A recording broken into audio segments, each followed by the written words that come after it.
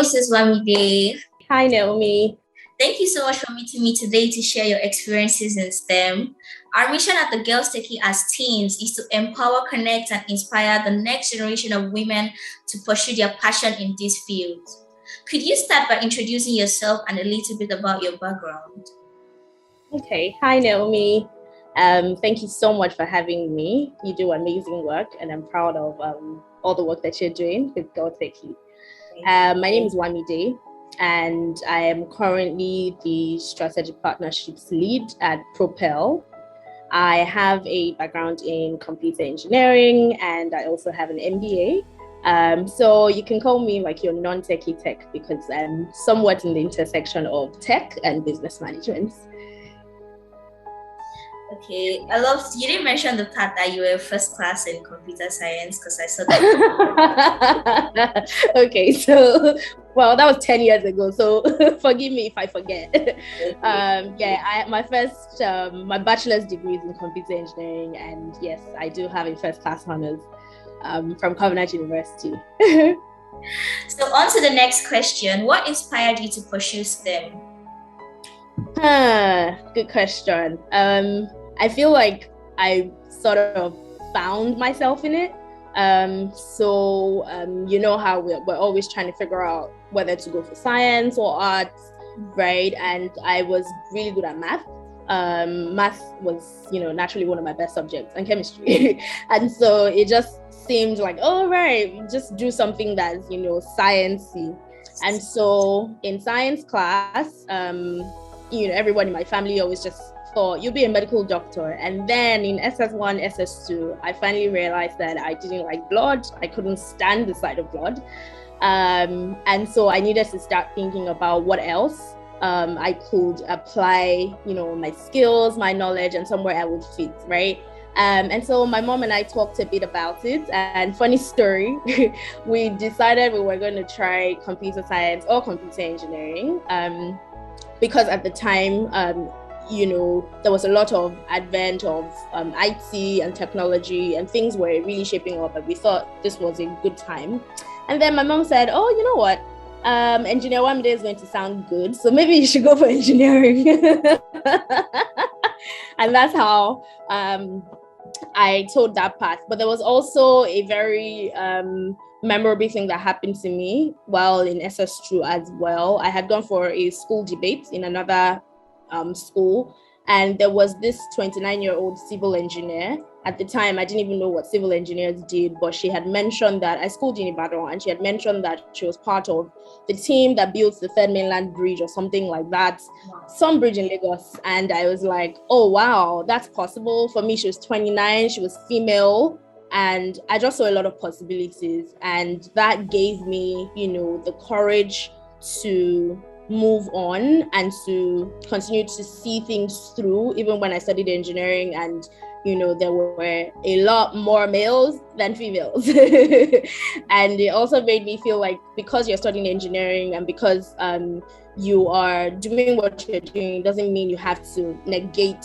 all the female sides of you. So I was still a trendy chic studying engineering. The part where you spoke about you liking math and chemistry, I feel like that also matters because whatever you have passion for actually matters what you're going to study. Absolutely. Yeah, so how would you explain your STEM field to a young girl, and what did you know about it when you were a child?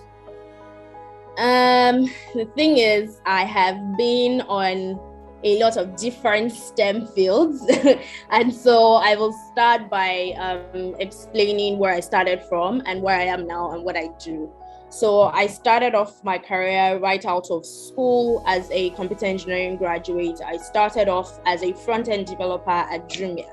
And then I was responsible for creating and designing the newsletters. So Jumia is an e-commerce firm, right? And from time to time, they send deals of the day and they send email newsletters to all their customers. So I was responsible for designing the text, the pictures, the images that went into all of those emails and making sure that there was no breakage. So I used HTML and CSS to do that. and I made sure that everything always looked good before they went out to the customers. I also made sure that all the images I collected from the graphic design team who I was working closely with, and then plug them into where they're supposed to be. So for instance, if there's a deal of the day for a shirt of 3,500, I'll make sure to cross out, maybe it was 4,000 naira before, cross out the 4,000, then put the 3,500, the new price, then put the details of that particular shirt, the link where they're going to buy from. So just making sure that there are no broken links, making sure that the picture actually matches what you're doing or what you want to buy and stuff like that. So that was my first job. And then after about a year, I went on to tech consulting at PwC. PwC is a global consulting and accounting firm. And I was there for another 3 years, and I did a lot of things, but most importantly, it was around management consulting and ensuring that you were helping clients to solve problems. So in layman terms, that's just a client has maybe a system that they want to deploy to make it easy for them to access customers' information.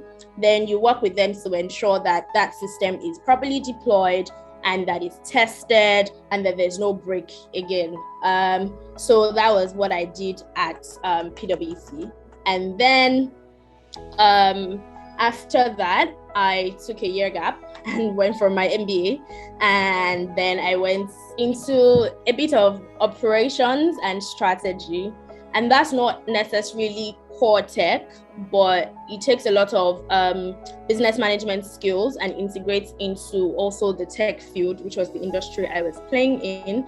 And you can just think about it as making sure that things work, making sure that customers are happy, making sure that the way that we do work, everybody understands, so that even when I'm not there, they can do the work. So think about it as if you have a kitchen and you're cooking salad every day, you write the list of all the things that it takes to make a salad, right?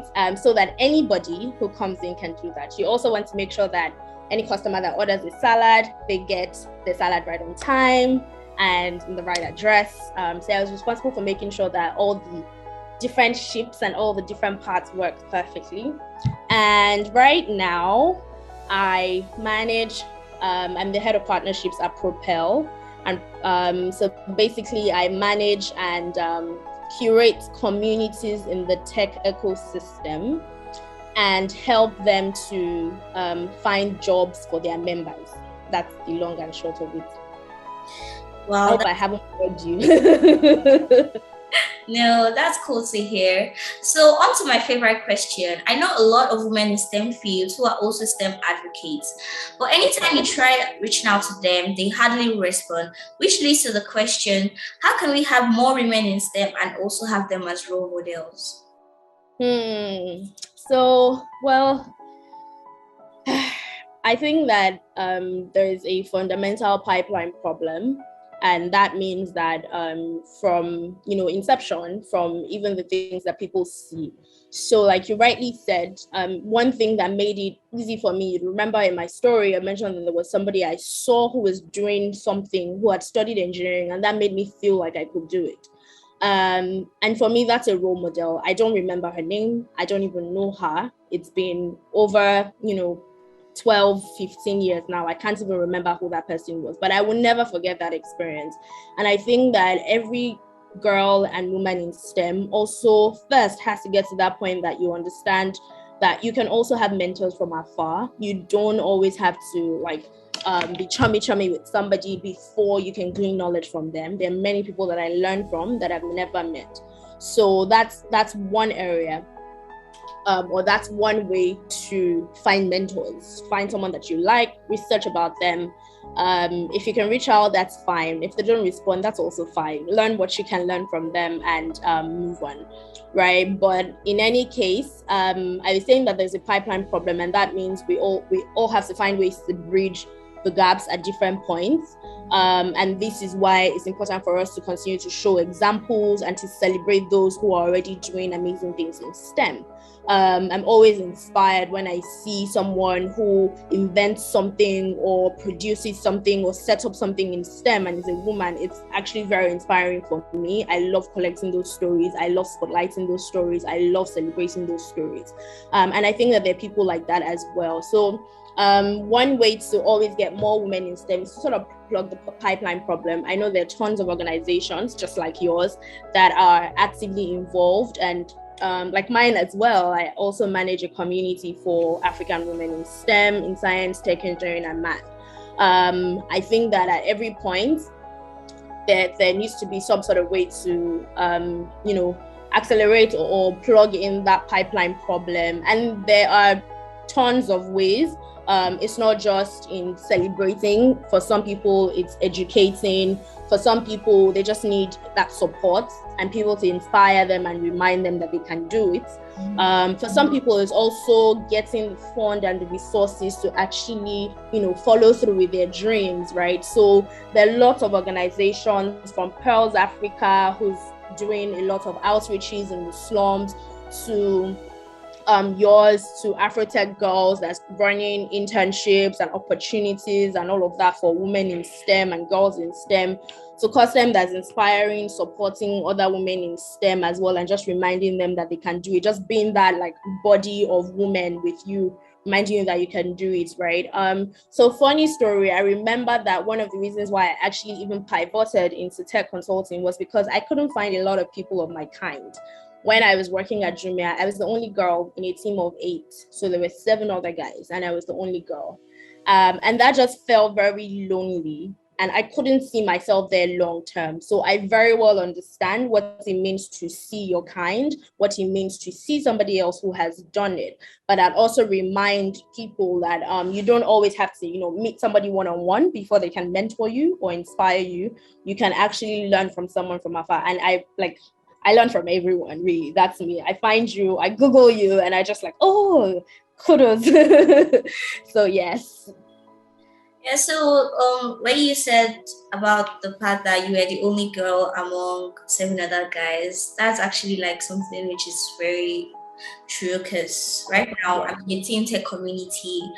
And it also applies where like the gender gap there is also like very large. We're like few girls and a lot of guys. So the next question is, how far are we from the gender equality in STEM? So truth is, I don't know. UN will decide where we are. But I think that in any case, just like you said, one minute you think you're done, and the next it's almost like we're back to square one again. So it's quite disheartening.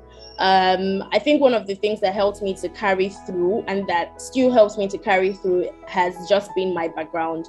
I didn't grow up seeing any woman in tech around me. My mom was the closest through, and she was a biology teacher. But I didn't exactly go that route. I didn't study biology or anything. And every other person around me who was, I tried different paths. I tried networking. I tried, when I say networking, I mean computer networking. I tried even, web development before I finally dropped it and moved to something else. But everybody else around me was an uncle. They were mostly males, right? So from the get-go, I already sort of just had it in my head that, okay, there are men in this field and it's fine. But my upbringing also helped a lot, because I never really then saw that field as only for males. It was just I could understand the reality, but that didn't deter me. When I was in secondary school as well, there were few people doing, the maybe technical drawing and further math. So that was an experience. And by the time I got into university, there were like 14 girls to 60 something guys. So like I've been there. So by the time I started working and being the only girl, I was fine, because I've actually never seen that as a way to deter me. Instead, I want to be that person that, everybody can say, oh, wow, she did that. Not because she's a girl, but because she knows what she's doing as a person. So I think that where I don't have the exact stats, but In some fields more than others, I would say that the gender gap is probably closing. So for instance, when we think about STEM generally, maybe the gender gap is not as much in science as it is in tech and engineering, because in science, it's a sort of nurturing field. So you will naturally find more female biologists, more female doctors, more female nurses, in that field. And so this is just going back to that pipeline problem that I said. It's now important for us to put that out there and let people know that if you want to pursue tech, if that's something you're interested in as a girl, it's fine. There's enough room. And the same for engineering as well. But ultimately, I think the onus is also on everyone, just beyond the schools. It's also on the government. It's also on workplaces to ensure that these places are inclusive enough for women to feel like it's okay for them to be there. I know lots of females who are the only ones on probably an oil rig or in the field as an engineer, and they just keep moving, because by doing that, you become the example to somebody else who's coming behind you, and then they know that they can do it all over again. So we might still be far away from the gender gap, but it's not to say that there is not progress, and it's not to say that things are not going to get better. Everyone who's putting in and doing something and showing up in STEM is already making a pathway and making an example for the girls to come. Yes, that's good to hear. So from everything you've been saying, I've been hearing CAWSTEM. So can you tell me a little bit about your organization? Okay. So CAWSTEM is an acronym for Community for African Women in STEM, Science, Tech, Engineering, and Math. And I started it as well because of my own experience of not finding enough, girls and women around me in STEM. I knew that I had gone for a lot of events, and I knew that there were women in STEM and in tech, but I just couldn't find them in my workplace. I just couldn't find enough of them. And so started off CAWSTEM as a way to find other women to connect with, to inspire one another, and most importantly, to support one another. So CAWSTEM is basically focused on early career and graduates, people who have just finished university, people who are just starting off in their careers, and also people in their mid-level careers, because we're like a sisterhood. So we're giving back to each other. We share opportunities every week, and then we share our experiences and just inspire one another in the tribe. Wow, I'm pretty much inspired by your organization. So if you were to summarize your message for girls in STEM, what would that message be?